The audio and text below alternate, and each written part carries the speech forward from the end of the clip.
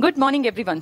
आज हम लोग दोबारा से पढ़ना स्टार्ट कर रहे हैं और आज जो हम पढ़ना शुरू कर रहे हैं ओल्ड बैच जो हमारा बनाया था हम लोगों ने मई में, जब से ये बैच आपका स्टार्ट हुआ, जब से ये क्लासेस शुरू हुई थी, मई से मैं पढ़ा रही थी और हिस्ट्री को हमने टारगेट किया था। एंशिएंट हिस्ट्री मैंने पूरा डिटेल से पढ़ाया, हर एक राजा के बारे में पूरी डिटेल से हमने बातचीत की थी और उसके बाद जून जुलाई 3 महीने हम लोग पढ़े थे। इन 3 महीनों में हम लोगों ने एंशिएंट इंडिया पूरा कर लिया था और मेडिएवल का भी एक बड़ा हिस्सा हमने पूरा कर लिया था। अब दोबारा से इस बैच में, क्योंकि ओल्ड को टारगेट करके पढ़ा रहे हैं, इसमें दोबारा से उसी स्पीड से धीरे धीरे धीरे करके हम चीजों को समझने पे ज्यादा फोकस रखेंगे। हमें वो वाला काम नहीं करना कि आगे दौड़ और पीछे छोड़, वो तब होता है जब आपके पास टाइम ना हो। इस बैच के पास पूरा टाइम है। जिन लोगों का टारगेट दिल्ली पुलिस है वो इस बैच को पढ़ते रहे पूरे को और उस बैच में से इंपॉर्टेंट क्लास निकाल लें। जैसे हिस्ट्री के साथ वहां पोल साइंस है, वो पोल साइंस पढ़ लें, एक सुनील सर की पढ़ लें, ये दो अलग से न्यू जनरल की पढ़ लेना। बाकी न्यू जनरल का सारा मैथ्स तुम्हें आता है, उनकी सारी रीजनिंग तुम्हें आती है, तुम्हें वो नहीं पढ़ना। ठीक है, चलिए अब हम हिस्ट्री को पढ़ना स्टार्ट करेंगे। और क्योंकि ये बिल्कुल नया स्टूडियो है, कुछ छोटा मोटा अगर फॉल्ट आता है तो उसमें बहुत ऐसे परेशान होने की या हाहुल्ला मचाने की जरूरत नहीं है। एक आधे दिन में चीजें ठीक हो जाती हैं, क्योंकि नई चीजें हमारे लिए भी। आज बिल्कुल नए स्टूडियो से बातचीत कर रहे हैं, हो सकता है कभी साउंड में, लाइट में, इफेक्ट में कोई प्रॉब्लम आए, कोई बात नहीं है। ये ह्यूमन एरर नहीं है, टेक्नोलॉजी का काम है, तो थोड़ा बहुत इसको समझने में, सीखने में टाइम लग सकता है। ठीक है, चलिए उतना कोऑपरेशन की उम्मीद कर सकते हैं क्योंकि आप पुराने बच्चे हैं।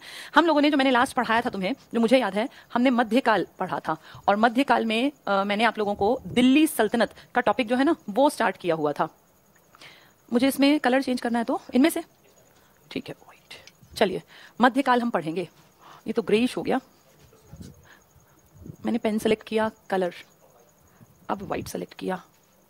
ठीक है, चलिए मध्यकाल हमने शुरू किया था और मध्यकाल याद करो इंडिया में संक्रमण का काल था। क्यों? क्योंकि इस टाइम हमारे देश में एक विदेशी जो सत्ता थी, इन लोगों का आना स्टार्ट हुआ और ये विदेशी जो थे ना, एक नए धर्म का इजाद हुआ जिसे हम कहते हैं इस्लाम धर्म। इस्लाम धर्म इंडिया के लिए बिल्कुल नया था। इनफैक्ट पूरी धरती पर अगर मैं बात करूं तो इस्लाम धर्म बहुत पुराना नहीं है। मक्का मदीना की कहानी तुम्हें याद होगी, कैसे इस्लाम धर्म पैगंबर मोहम्मद साहब ने स्टार्ट किया। मक्का में उनका जन्म हुआ, फिर वो एक गुफा में गए हीरा में, कैसे उनको ज्ञान की प्राप्ति हुई, फिर उन्होंने मदीना की यात्रा की, हिजरी संवत स्टार्ट हुआ और उसके बाद उनके जाने के बाद ये बड़ा एक क्वेश्चन बना कि अगला बड़ा आदमी उनकी जगह कौन लेगा। तो दो विचारधाराएं आई। एक ने कहा कि उन्हीं का जो दामाद है अली वो बन जाए खलीफा, लेकिन दूसरों ने कहा नहीं, इस पूरे इलाके का, जो कि इस्लाम धर्म को मान रहा था, इस पूरे का हेड उनका दामाद नहीं, कोई लायक आदमी बनेगा। तो ये दो अलग विचारधाराएं ही शिया और सुन्नी कहलाई, जो आज तक लड़ाई का कारण है, शिया और सुन्नी। खैर वहां से ये धर्म फैलते फैलते फैलते फाइनली इंडिया में जब ये धर्म आया तो इंडिया में इस धर्म के आने की शुरुआत हम मानते हैं जो दो तरह के लोग लाए। एक अरबी लेकर आए और एक तुर्की।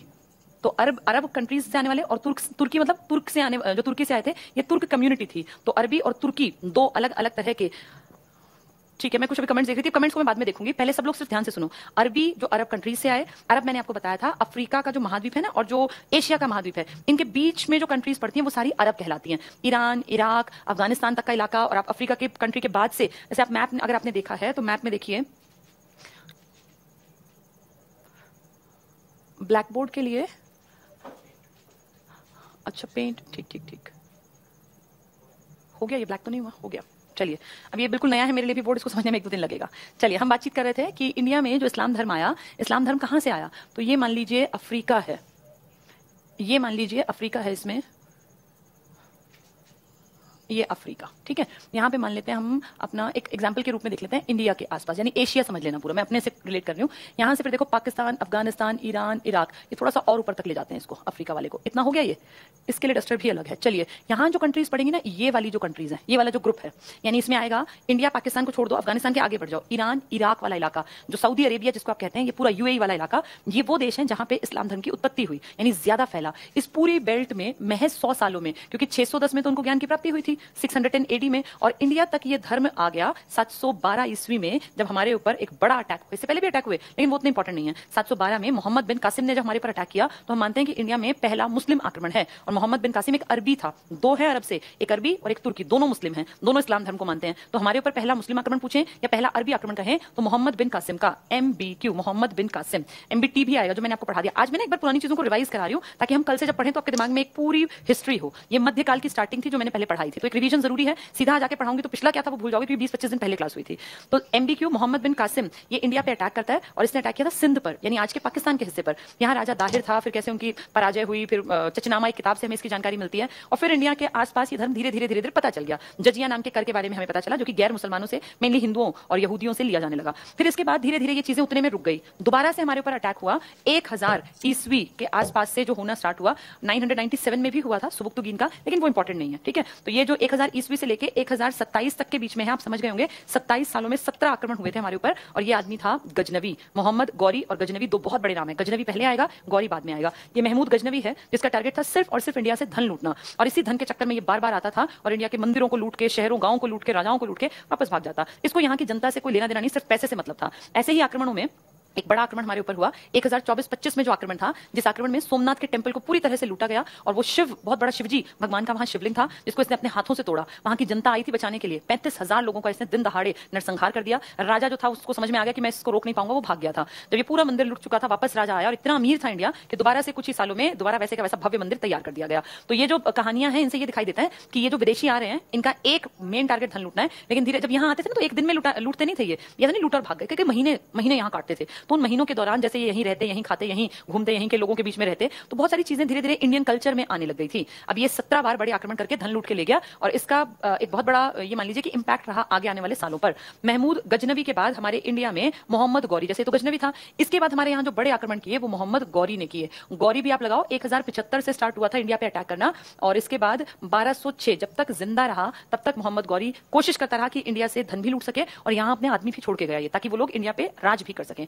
महमूद गजनवी का चैप्टर क्लोज हो चुका था, उसको सिर्फ पैसे से मतलब था। गौरी उससे एक कदम आगे था, पैसा तो लूटना ही लूटना था, लेकिन इसका एक टारगेट था कि इंडिया की जनता के मन में कैसे बसा जाए। गौरी का अपना कोई बेटा नहीं था, इसके 4 खास गुलाम थे, 3 मेन गुलाम थे, यलदौज, कुबाचा और कुतुबुद्दीन ऐबक। बख्तियार खिलजी को इसका खास आदमी नहीं मानते, वो इसका सिर्फ सेना में एक आदमी था, सेनापति था। ये 3 इसके अपने लड़कों की तरह इसने पाल पोस के बड़ा किया। इनको जीतने के बाद टेरिटरी देता भी गया। और मोहम्मद गौरी एक बहुत चालाक आदमी है। ये इंडिया में पहली हार का सामना इसने 1178 में किया था। कई बार हारा, लेकिन वही है कि बार बार आता रहा, अटैक करता रहा। 1178 में जो माउंट आबू पे हराया था ना इसको, वो हमारे यहाँ के भीमदेव राजा ने। और 1191 में इस गौरी को हराने वाला अपना राजा था पृथ्वीराज चौहान। लेकिन इन हारों के बावजूद भी ऐसा नहीं कि पीछे हट गया, अगले साल फिर आता। 1192 में तराइन की दूसरी लड़ाई में इसने इंडिया पे एक तरह से अपनी बढ़त ऐसी बनाई कि फिर ये उतना वापस, जैसे ये होता है कि हार वाला, दोबारा से वो चीज उसको सामना नहीं करना पड़ा। पृथ्वीराज चौहान मारा गया, बहुत बड़ी हस्ती थे। और उसके बाद बहुत सारी कहानियां प्रचलित मैंने बताई थी, वो पेपर में नहीं आती हैं, लेकिन उस टाइम था तो हम खूब उस तरह से बातें करते थे। अब मेन फोकस करेंगे, चीजें समझ भी आए, लेकिन एग्जाम तक हम लोग कोशिश करें तो पूरा भी सिलेबस कर सकें। तो 1191-92 के बाद तो ये मान लीजिए कि फिर इंडिया में कोई बड़ा राजा रहा ही नहीं, और धीरे धीरे करके जयचंद जैसे जो राजा थे या बाकी जो राजा थे, वो सब उन सबका चैप्टर क्लोज होता चला गया।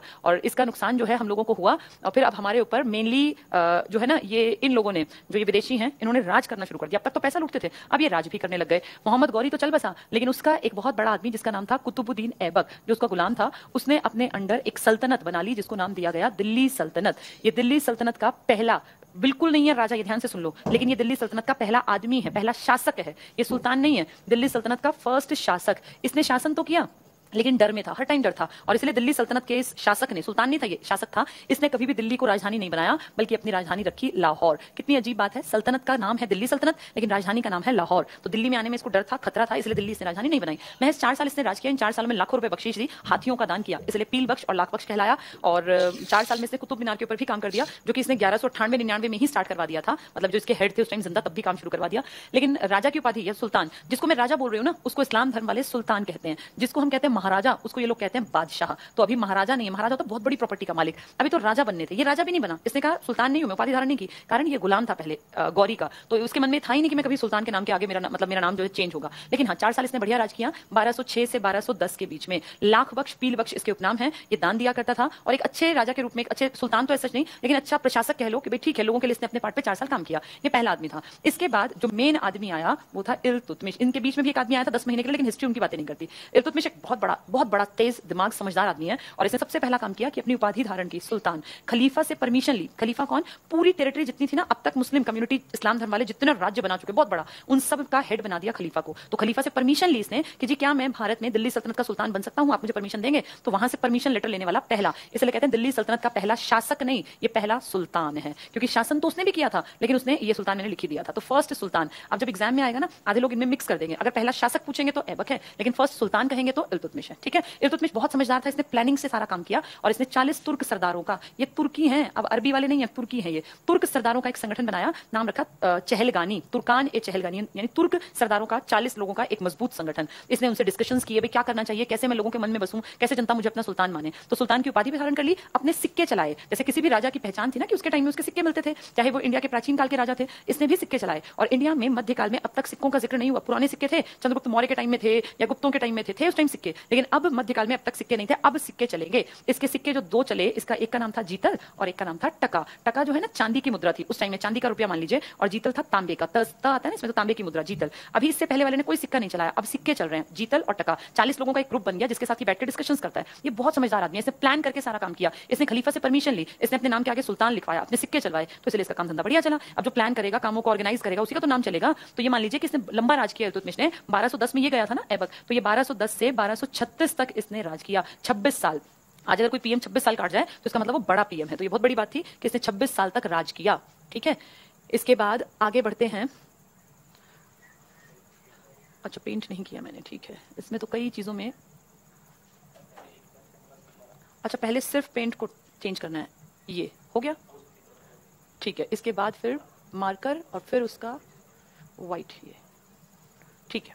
चलिए, तो हम बात कर रहे थे इल्तुतमिश की। लंबा राज टिका, बढ़िया काम किया भाई, जिसको टाइम मिलेगा वो काम भी करेगा, जिसकी इच्छा होगी। आधों को टाइम मिला पर काम नहीं किया, इसकी इच्छा थी काम करने की, इसलिए इसने सिक्के भी चलाए, अपने नाम का खुतबा पढ़वाया, परमिशन ली खलीफा से, और अपनी जो टेरिटरी है इसको कैसे बढ़ाऊं, क्या करूं क्या ना करूं, इसके ऊपर काम किया। राजधानी को लाहौर से दिल्ली लाया, 40 से डिस्कशन किया, मतलब बहुत बढ़िया काम किया। इसके बाद इसकी बेटी जिसका नाम था रजिया सुल्तान, ये शासिका बनी। रजिया सुल्तान की सिर्फ एक कमी थी कि ये महिला थी, महिला होने के कारण इसको नुकसान उठाना पड़ा, और महज 4 सालों में इसके खुद के सगे भाई बंधु इससे फ्रस्ट्रेट हो गए, इरिटेट हो गए, और जो 40 तुर्क सरदार थे वो भी, और उन्होंने प्लान करके इसको, और इससे इसने पंजाब जाके वहां के सूबेदार से शादी कर ली थी। क्यों? क्योंकि ये लोग ना चिढ़ते थे तुर्क सरदार कि ये कैसा है कि महिला कैसे राज कर रही है, और महिला की हम क्यों बात माने, महिला कौन है ऑर्डर देने वाली, महिलाओं की स्थिति अच्छी नहीं थी ना। तो इसने क्या कहा कि ठीक है, मुझसे दिक्कत है ना, तो मैं एक तुर्क सरदार से जो मेरी बात मानता हूं उससे शादी कर लेती हूँ। ये यहाँ दिल्ली से उठ के पंजाब गई, वहां पे अल्तुनिया नाम का एक सूबेदार था जिसने विद्रोह कर दिया था। इसने जाके उनको समझाया कि देख भाई, तू अगर मुझसे शादी कर लेता है तो राजपाट नाम तेरा, मैं जैसे चाहूंगी तो वैसे काम करता रहना, भाई मेरा भी राज चलेगा, तेरा भी। अल्तुनिया इसकी बात को सुनकर राजी हो गया। जब ये और अल्तुनिया लौट रहे थे पंजाब से दिल्ली जाने के लिए, क्योंकि राजधानी दिल्ली थी, तो बीच में हरियाणा में कैथल में इन दोनों को पकड़ के इनका मर्डर कर दिया गया।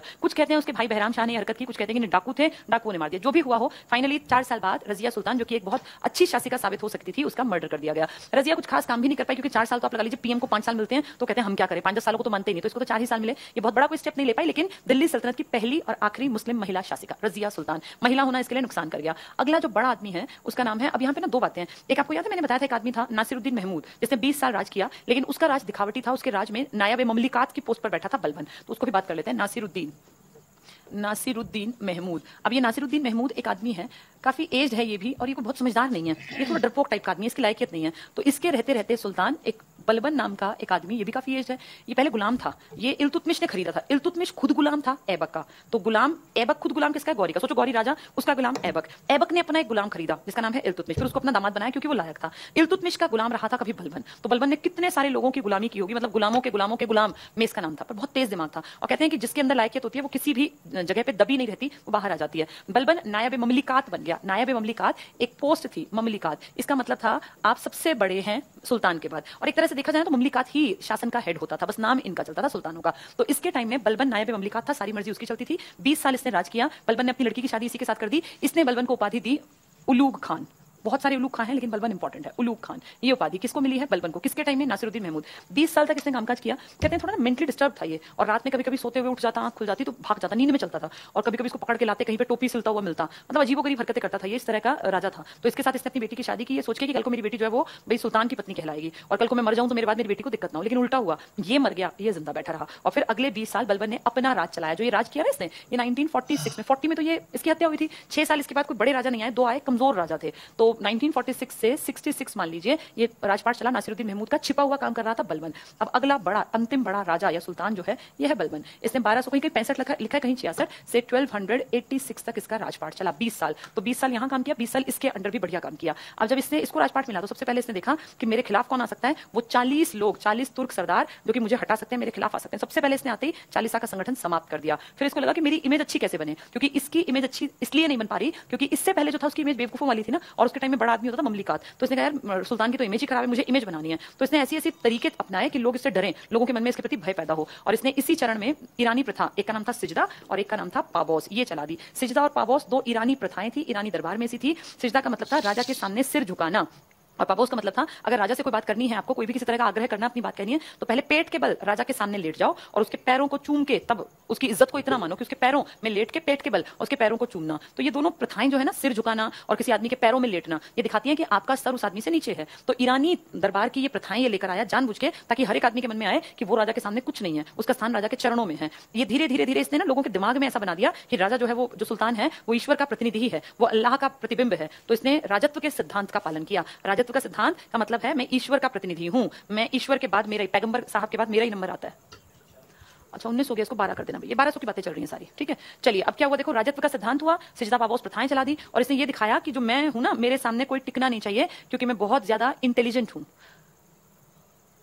ठीक है। तो अब इसके बाद इसने क्या किया, इसके बाद अब ये आगे बढ़ा और 20 साल ऐसा राजपाट चलाया कि लोग जो थे ना, उनके मन में राजा के प्रति डर बैठ गया, सुल्तान के प्रति। ना उनसे हंसता था, ना बोलता था, ऐसे स्ट्रिक्ट तरीके से रहता था। भाई गुलाम था ना, इसको पता था लोगों के मन में इज्जत नहीं होगी, तो अपने आप को दूसरों से ऊंचा दिखाने के लिए कम हंसना, कम मिक्सअप होना, सिजदा पापोस जैसी प्रथाएं चलाना। इसने एक त्योहार भी चलाया था, नौरोज उत्सव, रंगों का त्योहार था नौरोज उत्सव, ईरानी दरबार में था, वहीं से इसने कॉपी करके अपने यहाँ चलाया। फाइनली 20 साल इसने बढ़िया अपना राजपाट जमा लिया, लोगों के मन में राजा के प्रति इज्जत पैदा कर दी, सुल्तान की वो इज्जत करने लग गए। और 20 साल बाद, इसी 20 सालों में ना, मंगोलों के अटैक होने लग गए। मंगोल एक बर्बर जाती है चाइना की तरफ से, इसने अपने बड़े बेटे को भेजा पाकिस्तान वाले बॉर्डर के पास कि वहां अटैक हो तो तू संभालना, बड़े बड़े दुर्ग बनवा दिए। लेकिन इसका बड़ा बेटा वहां मारा गया, मोहम्मद शाह, और इसको दुख हुआ, उस गम में ये बैठता चला गया, डिप्रेशन का मरीज बन गया, और फाइनली 1286 में जाके इसकी डेथ हो गई। इसकी डेथ के बाद इसके पोते राजपाट संभालने आए, लेकिन वो लायक नहीं थे, और इसीलिए महज 4 साल बाद ये कमजोर होता हुआ दिल्ली सल्तनत का गुलाम वंश चरमरा गई, इसकी नींव, और ये एंड एकदम से खत्म हो गया। तो 1206 में जिस वंश की नींव पड़ी थी, गुलाम वंश, काफी लंबा टिका वो, उसमें 4-5 बड़े नाम हमने सारे पढ़े, ये सब मैं रिवाइज करा रही हूं, सिर्फ इन सब के बारे में हमने पढ़ा, और फाइनली जाके 1290 में इनका चैप्टर क्लोज हुआ। इसके बाद दूसरा वंश उभरा, गुलाम वंश कंप्लीट हुआ। इसके बाद आए थे ग ख तस्लम था ना, तसल, जितना मुझे याद है मैं लोदी तक आपको पढ़ा चुकी थी, एक बार जल्दी से उसको रिवाइज करा दूं ताकि कल से फ्रेश पढ़ें। गुलाम के 4-5 नाम बताए, खिलजी में सिर्फ 2 नाम है, एक का नाम था जलालुद्दीन खिलजी। जलालुद्दीन खिलजी राजपाट संभालता है, लेकिन काफी एज है, 70 साल का है, निरंकुश उदारवादी है, मतलब निरंकुश नहीं है, उदारवादी है बिल्कुल। और इसने कहा भाई सबका भला होना चाहिए, भाई 70 साल में तो आदमी की सोच ऐसी बन जाती है ना, मैच्योर हो जाता है। लेकिन इसी के भतीजे ने 1296 तक इसने राज किया, 90 से लेके 6 साल। फिर फाइनली इसी के भतीजे ने, अलाउद्दीन खिलजी ने, इसका मर्डर कर दिया। कारण भी बता दूं, क्योंकि उसको लग रहा था कि अब मैं ज्यादा लायक हूं, और इसके रहते रहते जब ये राजपाट पे गद्दी पे बैठा था ना, ये इसके ताऊ जी मान लो या चाचा मान लो, उसी टाइम में साउथ इंडिया की तरफ, अब तक दिल्ली सल्तनत सिर्फ मेनली दिल्ली के आसपास थी, लेकिन इसके टाइम में पहली बार यहां से एक सेना अलाउद्दीन लेके गया, और दक्षिण के एक अभियान में वो जीत कर आया। तो जीत के जब वो आया ना, देवगिरी में जीता था वो, तो कहते हैं वहीं उसके मन में आ गया कि मुझे क्या जरूरत है कि मैं इस भाई बुढ़े आदमी के अंडर काम करूं, मैं जाके इसका मर्डर कर दूंगा और मैं दिल्ली का अगला सुल्तान बनूंगा। तो कहते हैं दिल्ली को देवगिरी में जीत दिया गया। यहां से वापस करके आया तो प्लान करके आया कि जाके उसको मार डालना है, और जब यहां वापस लौटा तो फिर उसको प्लान के तहत इसने मार दिया। और इसके बाद अगला जो सुल्तान बना वो बना अलाउद्दीन खिलजी स्वयं। अलाउद्दीन अब बड़ा राजपाट संभालेगा, तेज दिमाग है, यानी कि सिर्फ दिखावटी राजा। जितनी बड़ी पोस्ट होती है ना बच्चों, उतनी जिम्मेदारी ज्यादा होती है। जो इस बात को समझता है वो लंबा टिक जाता है, और जो नहीं समझता वो बहुत लंबा नहीं टिक पाता, क्योंकि लोग समझ जाते हैं ना आपकी मंशा क्या है। अलाउद्दीन ने बहुत अच्छे काम किए। इसके दिमाग में आया कि ये पूरा साउथ खाली पड़ा है, क्यों ना मैं एक ऐसी ताकतवर सेना बना दूं कि साउथ के राजाओं पे मेरा दबदबा हो और ये मुझे कर भेजें हर साल, जिससे कि मेरी अच्छी इनकम हो। तो इसके दिमाग में आया कि मुझे एक केंद्रीय स्थायी सेना बनानी है, सेंट्रल, जिसमें मेरा बस चलेगा, स्थायी सेना। तो इसने एक सेना का गठन करने का प्लान बनाया। सेना का प्लान तो हर कोई बना ले, लेकिन सेना के खर्चे कहां से पूरे करोगे? सैनिक खाएंगे, तुम्हारे यहाँ रहेंगे, तुम्हारे यहाँ तो खाएंगे ना सेना का खर्चा। अब भारत की सेना जो खाती है, जो पहनती है, उड़ती है, उनके जो सॉक्स हैं, कपड़े हैं, शूज हैं, पिस्टल है, गन है, वो घर से थोड़ी ले जाते हैं, सब कुछ सरकार करती है। सरकार का पैसा, जनता का पैसा, तब राजा को करना था। तो बड़ी स्थायी सेना रखने के बाद उसका खर्चा कहां से आएगा? बहुत सारा पैसा चाहिएगा। इसीलिए इसके दिमाग में आया कि मुझे अपने मार्केट पर नियंत्रण करना चाहिए, बाजार नियंत्रण प्रणाली। इसने मार्केट की हर चीज पर रेट फिक्स करा दिया, मिनिमम पैसों में चीजें मिलती थी, और अगर कोई भी गड़बड़ करता तो ये बहुत स्ट्रिक्ट आदमी था। इसने उस आदमी के शरीर से मांस निकलवाना एक रूल बना दिया। जो गलत तोलता मिला, मान लीजिए कोई 1 किलो में 50 ग्राम कम तोड़ रहा है, तो 50 ग्राम की उसकी उंगली या उसका अंगूठा काट लो। 1-2 बार ऐसा करने से ना पूरे मार्केट में ये हवा हो गई कि भाई ये राजा बड़ा स्ट्रिक्ट है, अगर तुम कम तोलते मिल गए ना तो तुम्हारे शरीर को काट देगा कहीं से। अगर 1 किलो कम तोड़ रहे हो 50 किलो में, तो 1 किलो कहीं से हाथ काट देगा जिसका वेट 1 किलो निकला है। तो लोगों के मन में ऐसा भय बना कि बाजार पे पूरा नियंत्रण हो गया, कालाबाजारी बिल्कुल बंद, हर चीज का एमआरपी तय हो गया। अब थोड़ी सी तनख्वाह में आराम से जीवन जी सकती थी सेना, तो सेना को रखना आसान हुआ। ये 2 बेस्ट काम माने जाते हैं अलाउद्दीन खिलजी के। फिर इसने सेना में और आगे काम किए, सैनिकों के हुलिये लिखने लग गए इसके टाइम में लोग। तो जो भी सेना को मेंटेन करता, भाई सैनिक की हाइट इतनी, हेल्थ इतनी, रंग ऐसा। फिर उसमें घोड़ों को दागने की प्रथा इसने चला दी कि जो मेरे घोड़े हैं ना राजा के जो खर्चे से आए हैं, उन सब पे राजा की कोई मोहर लगेगी। अगर वो बाहर के किसी आदमी के पास मिल गए तो उन सबको मार दिया जाएगा। तो ये स्ट्रिक्ट होना पड़ा, तभी जनता सुधरेगी। घोड़ों के ऊपर इसने स्टैंप लगवा दी अपनी राजशाही कोई इस तरह का मोहर। तो घोड़ों को दागने की प्रथा, सैनिकों के हुलिये लिखना, और जो सैनिक थे ना इनको जो वेतन मिलता था ये नगद देना शुरू कर दिया, यानी इनकी सैलरी कैश में देने लग गया। इससे क्या फायदा हुआ? पुराने राजा सैलरी जमीन दे दिया करते, भाई वो जमीन तुम्हारी, उस जमीन में कुछ हो ना हो, अब कैसे क्या करेंगे, भाई रोजमर्रा का खर्चा तो इंसान को महीने का चाहिए ना। इसने सिस्टम समझा और इसने कहा हर महीने सैलरी दी जाए। तो उससे क्या होगा? एक महीने आदमी काम करेगा, सैलरी कम पड़ गई, अगले महीने फिर आ जाएगी। हम सब ये चाहते हैं ना कि सैलरी मिलती रहे जिसमें आप आराम से फ्री होकर मेंटली अपना काम कर सकते हैं। तो ये सब चीजें इसने अपने फायदे के लिए की और उससे पूरे दिल्ली सल्तनत का विकास हुआ। पूरी दिल्ली सल्तनत का डंका बजने लग गया। आसपास सब लोग, दिल्ली सल्तनत के पास स्थायी सेना है, खूब पैसा है, उनसे पंगे मत लेना। इसके इन सब कामों में इसका एक खास आदमी था जो हेल्प करता था, जिसका नाम था मलिक काफूर। मलिक काफूर को इसने 1000 दिनार में खरीदा था और इसीलिए इसको 1000 दिनारी कहा जाता है। एक दास के रूप में खरीदा गया था। मलिक काफूर, 1000 दिनारी इसका उपनाम है। और दक्षिण में जो इसको सफलता मिली है ना इस अलाउद्दीन को, इस सेना के दम पे, वो मलिक काफूर उसका सेनापति था। यहाँ दक्षिण में जब गया तो यहाँ वारंगल तेलंगाना का जो राजा था ना, उसने इसको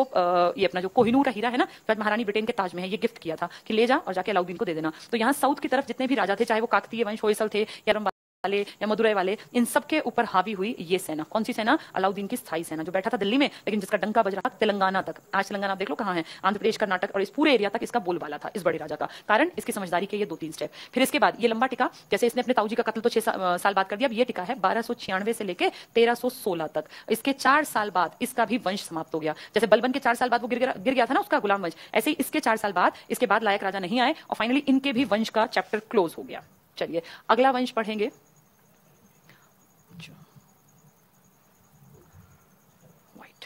चलिए 2 वंश पूरे हुए, गुलाम और खिलजी, ग ख। अब आएगा तुगलक वंश।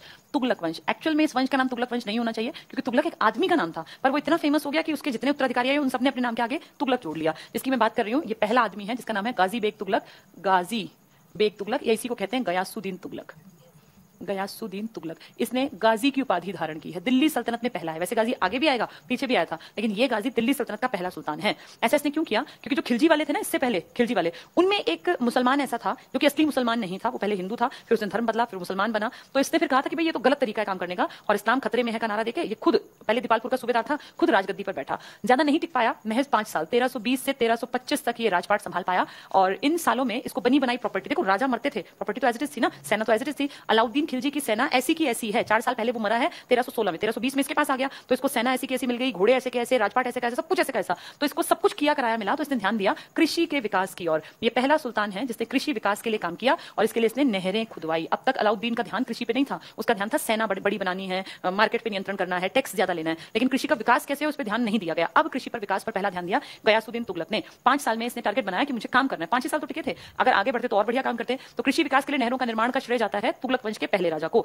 इसका बेटा जो बहुत पढ़ा लिखा और तेज दिमाग, उस टाइम का सबसे इंटेलिजेंट आदमी पूरे सल्तनत काल का, जिसका नाम है मोहम्मद बिन तुगलक। इसने, ये दोनों साथ गए थे, मोहम्मद बिन तुगलक और गयासुद्दीन तुगलक इकट्ठे गए थे, बाप बेटा ये। और ये बंगाल की विजय करके लौट रहे थे। वहां से वापसी के टाइम, जैसे कई महीनों के सफर होते थे, बंगाल से दिल्ली आने में बहुत दिन लगते होंगे ना, तब तो नदी पहाड़ जंगल में भी आज भी कई दिन जाते हैं। तो ये लगा लो वहां से वापस चले जीतने के बाद। वापसी के टाइम में जब दिल्ली आने वाले थे, एंट्री पर एक रात में रुकने के लिए जगह जगह व्यवस्था की जाती थी। ऐसी व्यवस्था में एक लकड़ी का महल बनवाया इस एमबीटी ने, मोहम्मद बिन तुगलक ने। जानबूझ के कहते हैं वो महल ऐसा बनवाया रात में रुकने का कि रात में वो गिरेगा। कहीं कहीं लिखा है कि हाथियों से जानबूझ उसको धक्का दिलवा के गिरवाया गया, क्या पता क्या सच्चाई थी। फाइनली गयासुद्दीन तुगलक जिस महल में रात में सो रहे थे, लकड़ियों का वो टेम्परेरी टाइप का महल, वो गिर गया। वो सारी लकड़ियां इनके ऊपर, ये दब गए और वहीं ये मर गए। वो डेड बॉडी निकाली गई और फिर दिल्ली डेड बॉडी आई। कहते हैं गयासुद्दीन तुगलक के बारे में निजामुद्दीन औलिया जी ने कहा था, हौनूज, अभी इसको हिंदी में कहते हैं दिल्ली अभी दूर है, निजामुद्दीन औलिया। तो किन लोगों के अच्छे संबंध नहीं थे? औलिया और गयासुद्दीन के। गयासुद्दीन तुगलक के बारे में ही कहा गया था दिल्ली अभी दूर है, और ये सच्ची घटना हुई कि दिल्ली ये पकड़ ही नहीं पाए, दिल्ली इनकी डेड बॉडी पहुंची, जिंदा ये दिल्ली नहीं पकड़ पाए। तो दिल्ली अभी दूर है किसने कहा है? औलिया ने। किसके बारे में? गयासुद्दीन तुगलक, क्योंकि इनमें आपस में खटास थी रिश्तों में।